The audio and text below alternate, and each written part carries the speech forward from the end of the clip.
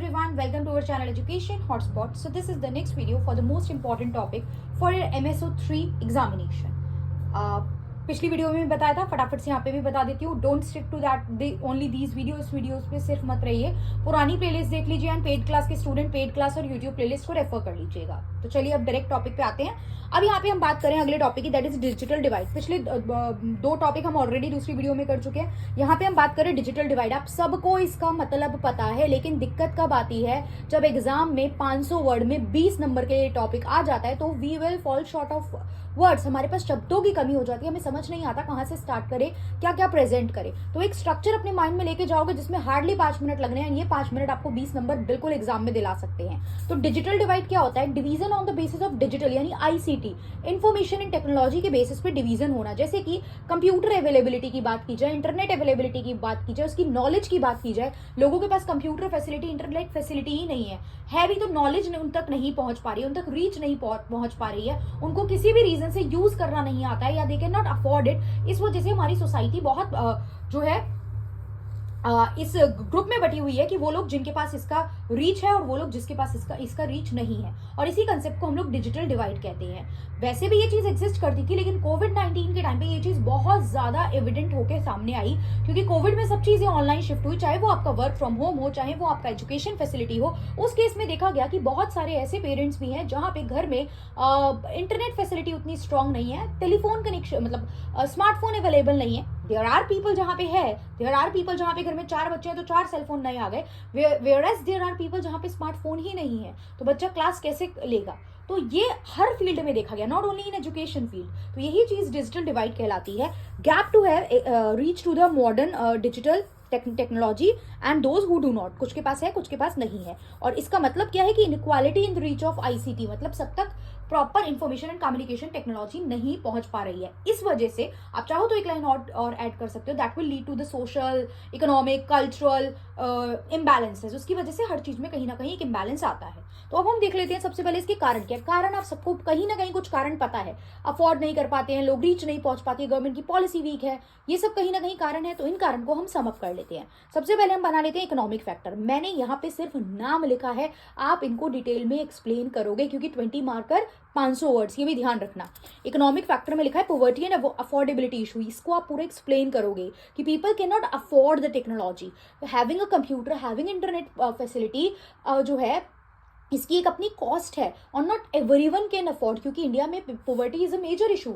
India में गरीबी जो है आज की रेट में भी काफी परसेंटेज ऑफ पीपल जो है वो अभी they are the backward people and they are like they are born to the poverty. उनको बहुत ज्यादा गरीबी फेस करनी पड़ रही है, वो बेसिक नीड्स के लिए फाइट कर रहे हैं. तो ये चीज तो थोड़ा सा और ज्यादा मुश्किल हो जाता है. इंफ्रास्ट्रक्चर गैप है, मतलब इंफ्रा मतलब इस तरीके की टेक्नोलॉजी कुछ एरियाज तक, जो अंडर डेवलप्ड एरिया या जो विलेजेस हैं, रूरल एरियाज हैं, वहां तक ये पहुंच ही नहीं पा रही है.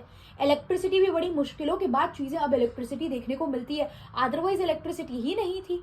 तो टेक्नोलॉजी, कंप्यूटर्स, इंटरनेट, ये सब पहुंचना बहुत मुश्किल था. तो ये चीज उतनी ज्यादा स्ट्रांग वहां पे देखने को नहीं मिलती. तो इंफ्रास्ट्रक्चर गैप आता है क्योंकि रूरल अर्बन डिस्पैरिटीज है और कोई पब्लिक आईसीटी फैसिलिटीज नहीं है, सरकारी कोई आपको इंटरनेट कैफेज और ये सब चीजें देखने को उतनी ज्यादा नहीं मिलती हैं. तो ये इश्यूज यहाँ पे आते हैं. इस वजह से कुछ लोगों तक रीच पहुंच ही नहीं पाती है. एजुकेशन इनइक्वालिटी, डिजिटल इलिटरेसी, लोगों के पास डिजिटल नॉलेज ही नहीं है. How to use computer, how to use internet. लोगों के पास वो डिजिटल नॉलेज अवेयरनेस नहीं है और वो बेसिक एजुकेशन जो है वो प्रोवाइड भी नहीं कराई जाती है जो स्कूल एजुकेशन है उसमें. फिर लैंग्वेज बैरियर, बहुत से लोग आज भी ऐसे हैं जो अपनी रीजनल लैंग्वेज या माइनॉरिटी लैंग्वेज बोलते हैं.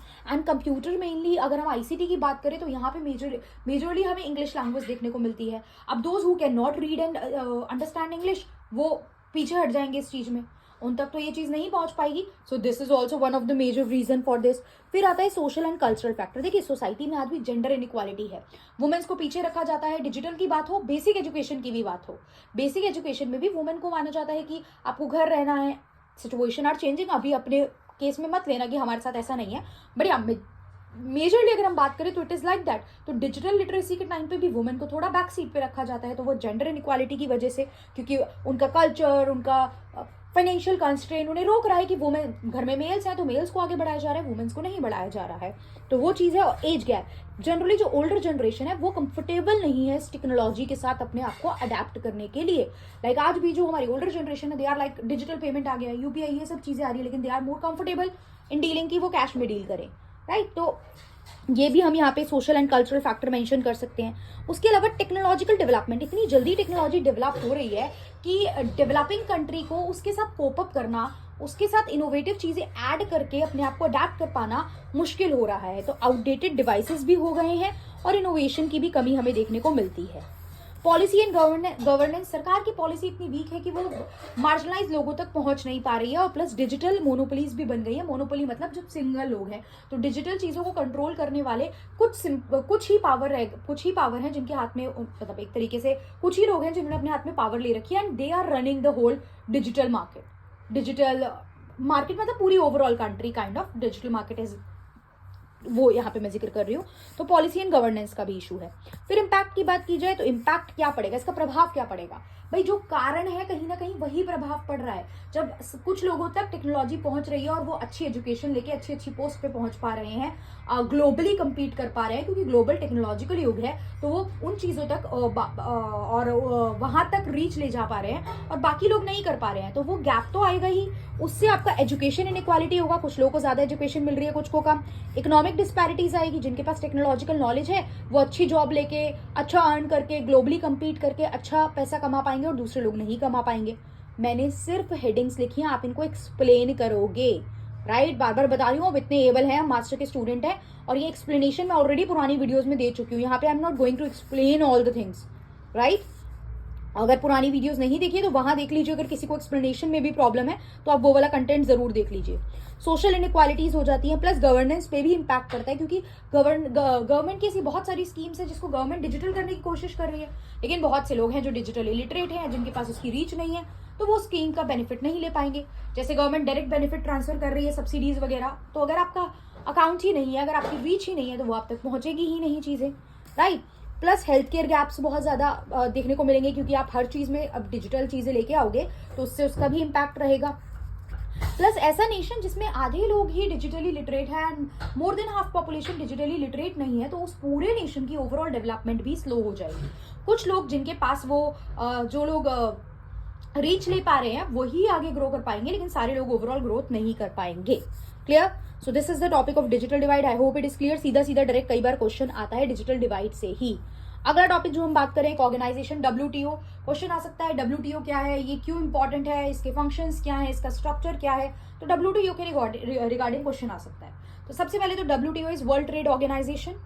वर्ल्ड यानी इंटरनेशनल ग्लोबल लेवल पे काम कर रही है एक संस्था है। ट्रेड यानी ट्रेड मतलब सेल एंड परचेज की बात हो रही है, इंटरनेशनली ट्रेड की बात हो रही है यहाँ पे। तो ये ऑर्गेनाइजेशन बनाई गई थी 1 जनवरी 1995 को।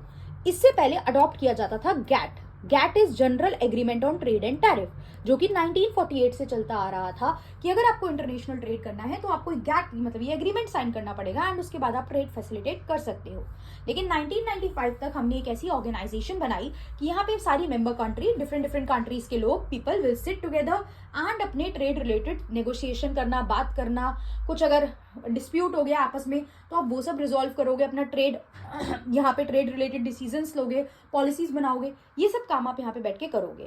तो इसका हेडक्वार्टर याद कर लो, जेनेवा स्विट्जरलैंड में है, अभी याद कर लो ये कुछ चीज़ें। प्लस ये बात करती है free, fair and predictable trade की। फिर इसका स्ट्रक्चर क्या है, तो इसमें देखिए एक मिनिस्टेरियल कॉन्फ्रेंस होती है। सबसे पहले स्ट्रक्चर मतलब क्या क्या बॉडीज इसके अंदर हैं जो क्या क्या काम कर रही हैं। तो एक मिनिस्टेरियल कॉन्फ्रेंस है, सबसे हाईएस्ट डिसीजन मेकिंग बॉडी यही होती है। इसके अंदर हर मेंबर कंट्री, जितनी भी WTO की मेंबर कंट्री है, सबसे एक ट्रेड मिनिस्टर इलेक्ट होकर यहाँ पे इसमें जाता है और इसका मेंबर बनता है। तो पहला हो गया मिनिस्टेरियल कॉन्फ्रेंस। नेक्स्ट हम देखेंगे जनरल काउंसिल। जनरल काउंसिल जो day to day governing body, इसको हम बोलते हैं कि जो भी डेली बेसिस पे हमारे काम होने हैं, डिसीजन लिए जाने हैं, वो ये लेती है। इसमें भी हर कंट्री के रिप्रेजेंटेटिव और डेलीगेट्स हमें देखने को मिलते हैं। फिर इस जनरल काउंसिल के अंडर भी काउंसिल होती है, जिसमें जैसे ट्रेड इन गुड्स को लेके काउंसिल है, ट्रेड इन सर्विसेज, ट्रिप्स यानी trade related intellectual property right, ये देखने को मिलती हैं। आप इसको थोड़ा एक एक लाइन में एक्सप्लेन कर दीजिएगा। मैंने सिर्फ अभी मेन पार्ट इनका एक्सप्लेन किया है कि ये क्या है और कर क्या रही है। फिर डिस्प्यूट सेटलमेंट बॉडी है, सिंपल नाम से समझ में आ रहा है। इफ किसी कंट्रीज के कुछ कंट्री के बीच में आपस में ट्रेड को लेके, टैक्स सिस्टम को लेके, जैसे यूएस चाइना में एक तरीके से टैरिफ को लेके, टैक्स को लेके हमें एक वॉर देखने को मिली थी कि उसने टैक्स बढ़ाया, एक्सपोर्ट इंपोर्ट जो आप करते हो उसने टैक्स बढ़ाया, इन रिटर्न उसने भी टैक्स बढ़ा दिया। तो यहाँ पे आप इस टाइप के डिस्प्यूट को रिजॉल्व कर सकते हो, राइट।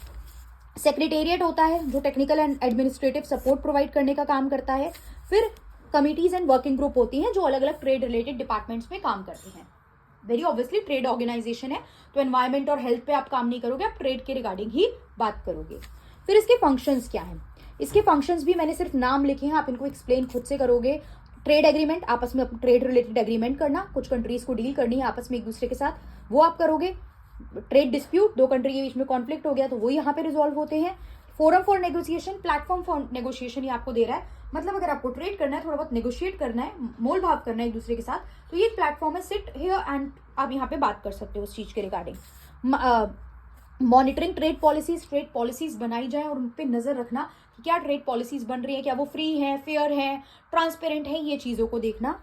प्लस टेक्निकल असिस्टेंस देना। अच्छा, इसमें ये भी फोकस किया जाता है कि ऐसा ना हो कि जो डेवलप नेशन है वो आपस में ट्रेड कर लें, क्योंकि उनके पास पैसा है, टेक्नोलॉजी है, तो आप ही ट्रेड कर लोगे और कुछ कंट्रीज बहुत ज्यादा सक्सेसफुल हो जाएंगी और कुछ कंट्रीज तो बिल्कुल ही नीचे रह जाएंगी और दूसरों पे डिपेंडेंट हो जाएंगी। इसलिए यहाँ पे ये भी बोला गया कि जो डेवलप्ड नेशन है वो जो लीस्ट डेवलप एलडीसीज हैं, लीस्ट डेवलप कंट्रीज हैं, उनको भी सपोर्ट देंगी, टेक्नोलॉजिकल असिस्टेंस देने का काम करेंगी, उनके साथ भी ट्रेड रिलेटेड एग्रीमेंट करेंगी। तो ये चीज भी यहाँ पे ध्यान दी गई। उसके अलावा आपका फेयर ट्रेड रहना चाहिए और सस्टेनेबल ट्रेड रहना चाहिए, मतलब ऐसा नहीं हो गया एंड देन खत्म।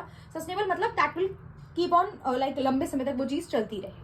फेयर होना चाहिए, सस्टेनेबल होना चाहिए, ये सारे हो गए इसके फंक्शंस। अब आपसे पूछा जाए कि रेलेवेंस क्या है डब्ल्यूटीओ का, इंपॉर्टेंस क्या है, तो यही पॉइंट घुमा के इंपॉर्टेंस में आपको लिखने हैं। Why WTO is important? Because globally internationally trade facilitate करता है, ग्लोबली इकोनॉमिक ग्रोथ, हर कंट्री की अपनी अपनी और ओवरऑल इकोनॉमिक ग्रोथ में भी ये कंट्रीब्यूट करता है। ट्रेड करोगे तो ऑब्वियसली अर्निंग होगी, इससे इकोनॉमिक ग्रोथ होगी। डिस्प्यूट रिजॉल्व करता है, वॉर को बचाता है, क्योंकि डिस्प्यूट जब आप बैठ के एक टेबल पे रिजॉल्व कर लोगे तो जो वॉर लाइक सिचुएशन है और वो सिचुएशन जो है बड़ी होने से बच जाएगी। तो ये सब इसके फायदे हैं। प्लस ये लीस्ट डेवलप कंट्रीज पे भी फोकस करके चलता है कि वो उनका भी डेवलपमेंट जो है वो हो और वो भी मेन स्ट्रीम में आ पाए। तो ये सारे पॉइंट आप इसकी रिलेवेंस यानी इंपॉर्टेंस में लिख दोगे कि वाई डब्ल्यूटीओ इज इंपॉर्टेंट। अगर ये अलग से पूछा जाता है, मैंने लिखे नहीं है बिकॉज सेम ही पॉइंट है, आप थोड़ा सा बस चेंज करके उनको रिलेवेंस में कर दोगे पुट। इसके प्रिंसिपल क्या है? नॉन डिस्क्रिमिनेशन, भेदभाव नहीं होना चाहिए, फ्री ट्रेड रहना चाहिए, फेयर कॉम्पिटिशन रहना चाहिए, प्रिडिक्टेबिलिटी एंड ट्रांसपेरेंसी रहनी चाहिए, कुछ भी ऐसा नहीं होना चाहिए कि ट्रू पिक्चर सामने नहीं आ रही है। और plus development and inclusion. Inclusion मतलब हमें जो अंडर प्रिविलेज है या जो अंडर डेवलप्ड है उनको भी आगे लेके चलना है। जैसे मैंने बताया लीस्ट डेवलप कंट्रीज के लिए यहाँ पे बात की गई है। क्लियर? आई होप ये समझ में आया होगा। हमने कोशिश करी है 2 क्वेश्चन हम लोग 20-20 नंबर 40 नंबर का ये टॉपिक यहाँ पढ़ लें इस वीडियो में, और आसान थे। देखिए बहुत मुश्किल नहीं है, अगर एग्जाम में आ जाए तो फटाफट से आपको क्वेश्चन देख के एक चेहरे पे स्माइल आ जाएगी कि यार इजी क्वेश्चन आया है, ये तो फटाफट हमें पहले अटेम्प्ट करने हैं। तो 10 में से 5 क्वेश्चन करने हैं, वहां पे कोई तोप नहीं काटनी है कि मुझे मुश्किल क्वेश्चन ही अटेम्प्ट करना है, आसान तो सब करेंगे। ये बेवकूफी नहीं करनी है एग्जाम में। जो आसान क्वेश्चन है, जो इजी टू डू है, जिसके बारे में बहुत सारा कंटेंट आपको पता है, उसको एक स्ट्रक्चर्ड वे में प्रेजेंट करना है। और कंटेंट को स्ट्रक्चर वे में लिखना भी आना चाहिए, नहीं कि कुछ भी फेंकते जा रहे हो। पूछा रिलेवेंस है और पहले पूरा स्ट्रक्चर बता दिया, फिर पूरे प्रिंसिपल बताने में लगे हो। नहीं पूछो तो मत बताओ ना, पहले डब्ल्यूटीओ बताओ, पैराग्राफ में उसके बारे में और पॉइंट बताओ, फिर उसका जो आपका रिलेवेंस है उसको ही डिटेल में एक्सप्लेन करो। ऑब्जेक्टिव को 2-3 लाइन में खत्म कर दो और फिर रिलेवेंस पे ही 1, 2, 3, 4 पॉइंट नंबर बनाओ और उन पॉइंट्स को डिटेल में एक्सप्लेन करो, सो दैट आंसर वहीं पे एनहांस हो जाए। फिर कंक्लूजन में एक पैराग्राफ और बना दो जिसमें आप की प्रिंसिपल्स भी लिख दो।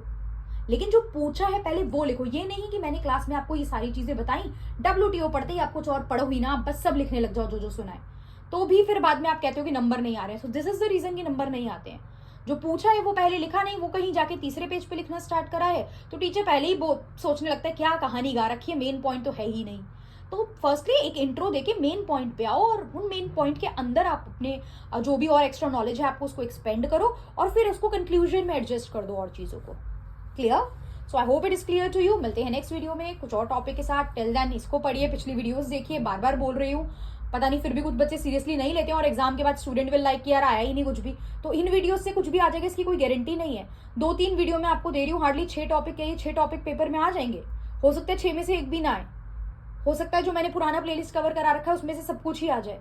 तो please don't stick to this video only, these are only revisionary video, go to that video. बार बार इसीलिए बोलती हूँ, कुछ बच्चे इरिटेट भी हो जाते होंगे क्यों बोल रही हूँ, बट फिर भी ऐसे कुछ बच्चे होते हैं जो एग्जाम के बाद आके बोलेंगे कि यार ये आपने आज पढ़ाया आया ही नहीं। तो आज पढ़ाया वाला काम तो करना ही नहीं है ना आपको पुराने वाले सारी चीजें भी कवर करके जानी है। Okay, so that's all for this video. Thank you everyone, see you in the next video with the next topic.